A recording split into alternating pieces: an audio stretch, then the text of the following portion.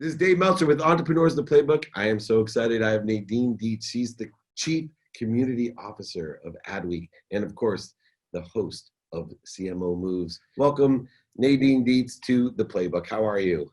I'm great. How are you? I'm amazing. I think it's so funny. We're all playing around with our backgrounds, and this is the first time I've been live in the studio back to do a podcast. And previous to this, just so you know, I only did them in person. And one of the best lessons that I've learned is what a wasteful human being I still am. And just a great reminder of what I don't know. And I think both of us coming from, marketing backgrounds, it's one of the stabilizing factors of, hey, to illuminate the fact I don't know what I don't know, but through my experience, I can really help you determine blank. So I wanted to start with, what do you help people determine? Because it's such a subjective area when we're talking about marketing. It's such an ever-changing, especially now, area. But I always find that the key executives like yourself are like, I really don't know what I'm doing, except for I can help you with blank. What would you fill in blank with? Oh my goodness. I told you it's easy. Oh yeah, no. There's so many things that we're doing to fill in some blanks, and that's one of the honors and the privileges I have at Adweek. So I'm responsible for our community. So I look and I listen a lot, and I try to figure out, like, how can I be helpful? What does our community need? And I'll share with you some examples when you want them. But we're doing a lot across the board.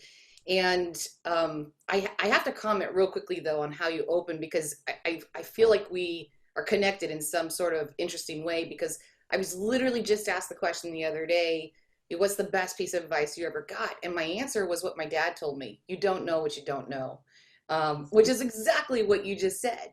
And that's really guided me in everything I've done in life, is just to really dig deeper, always stop, don't assume, listen.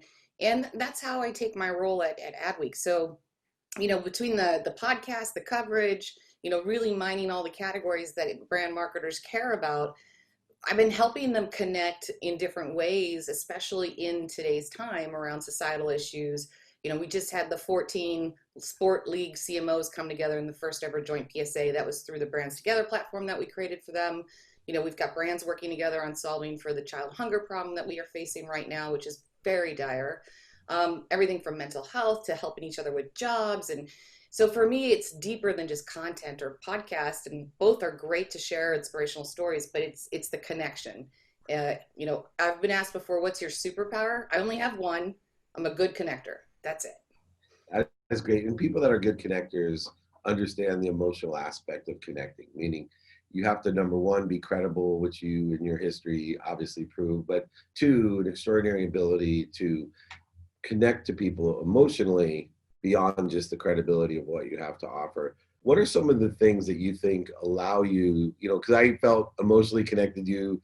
You smiled when you came on. It was just like, I had this good feeling when you came on. And that's always what I'm looking for, because those are the people that kind of are extraordinary, live in the empty mile. What do you think some of the tricks or advice that you give to people to practice, that ability to connect emotionally?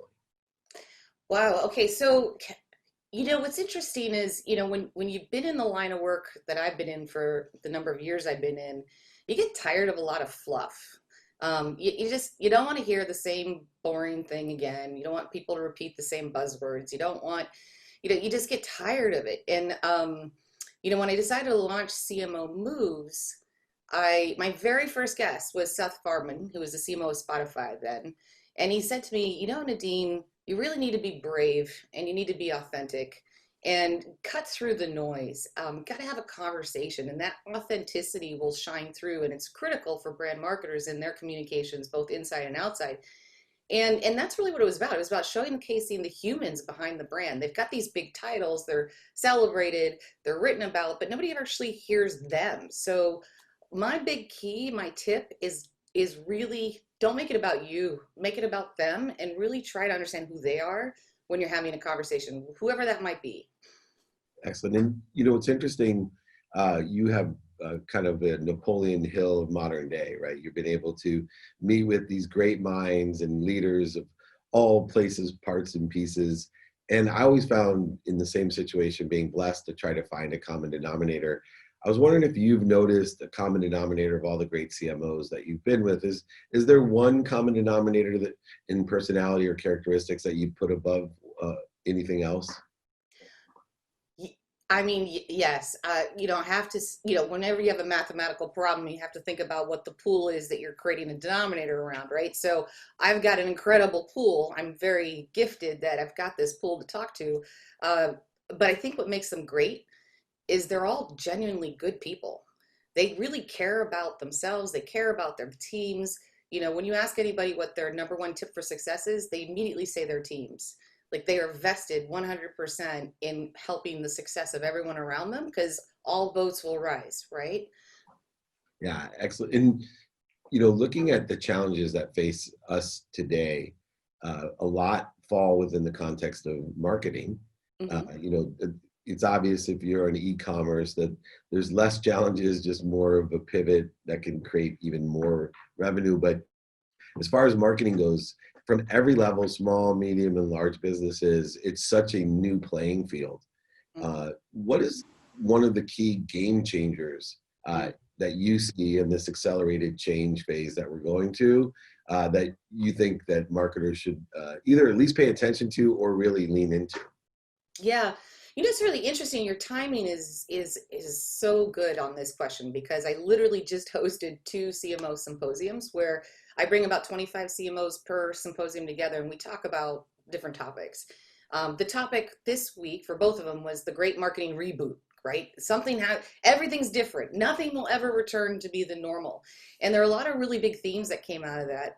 What's surprising to me, and I'm grateful for it, is the role of marketing has truly elevated because it has to now take on a bigger role in society, a bigger role in culture, and really an authentic role. And so what we see is a lot of soul searching inside brands and within teams.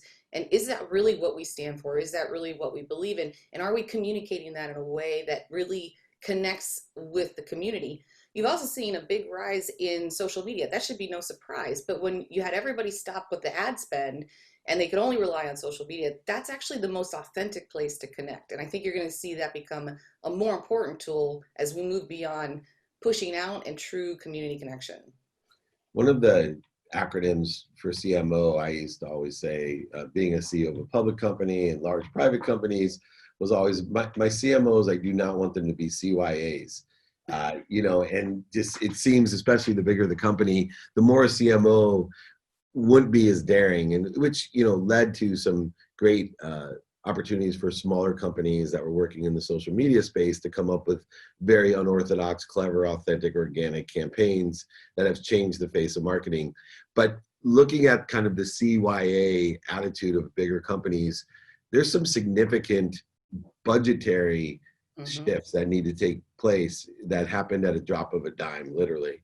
And you're talking about hundreds of millions of dollars of marketing budget that may be earmarked for large group gatherings and signage and licensing and other things that are non-existent.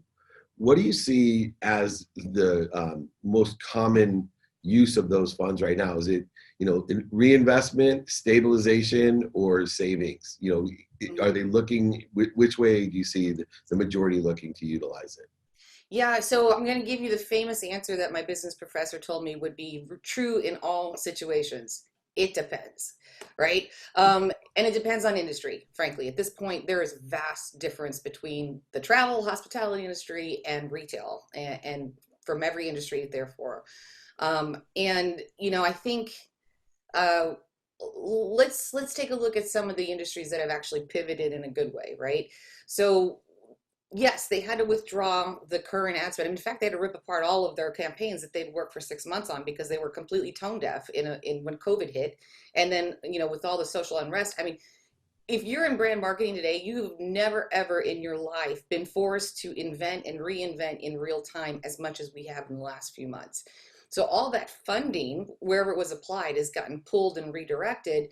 And people have noticed that even without putting a lot into big ad budgets, as long as they're saying the right things, if they're there, they're doing the right things, they're investing in actually their long-term brand reputation by addressing the short-term needs, they may not get the immediate revenue impact, but they're going to be set up better for the long term.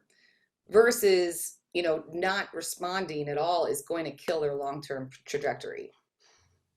Yeah, and you have such exposure and awareness to so many different situations that someone has overexposed to opportunities and experiences when they're smart enough to say, I don't know what I don't know, or even it depends. That shows me that they're, getting so much data inputted. Mentorship obviously has played a huge role in your career. And now that you've elevated your own career, you're in the same nuance of, I not only mentor so many different people as a strategic advisor and other things, which is obvious and much needed, but where are you seeking your mentorship and advice from now that you've elevated your own career? Oh, wow. Well, I actually still lean on the CMOs I interview for my mentors. In fact, I have a number of them that I routinely call. And every time, I never take a step without getting their feedback. I have a few particular strong ones that I always call no matter what I do. And are those mentors specific to a certain situational knowledge, or are they generalists? Sorry. Well, they each have their own unique superpower. So when I need advice on something, I'll call a certain someone. I think somebody once said you need a personal board of advisors around you, and they all have to bring a different strength to really help you through this. And I truly believe that. And I'm lucky that most of my guests are friends of mine, and they always give me a gut check. Because remember, I serve them too. So if they say, Nadine, that's a bullshit idea, I don't care about it, I'm not going to do it, right? So but my biggest problem is I come up with thousands of ideas a day. Like 99 of them are junk, but like one of them is actually good, and I'm like a dog on a bone. Like, okay, how do I make this work? And I don't give up. That's one of my traits. Never surrender.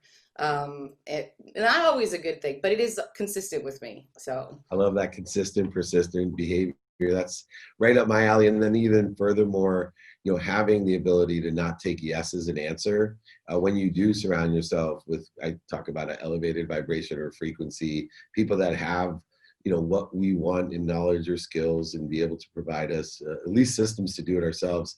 It's so nice to not have to take yes as an answer from everyone. mm-hmm. And that book just was released yesterday. I had to buy it. It was so good because I think when I was a young executive with success, it was one of my biggest downfalls is I just accepted yes as an answer. And I didn't have enough people around me to say, hey, that's bullshit.